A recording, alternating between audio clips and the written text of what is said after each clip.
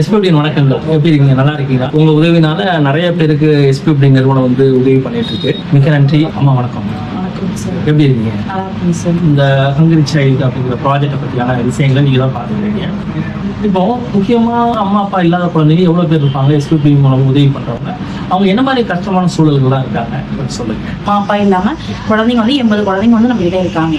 அம்மா அப்பா இல்லைன்னா ஒருத்தர் வந்து பார்த்தீங்கன்னா அம்மா இறந்துருப்பாங்க, அப்பாவும் இறந்துருப்பாங்க. சிலர் அம்மா அப்பா ரெண்டு பேருமே வெவ்வேறு மேரேஜ் வந்து பண்ணி இருந்திருப்பாங்க.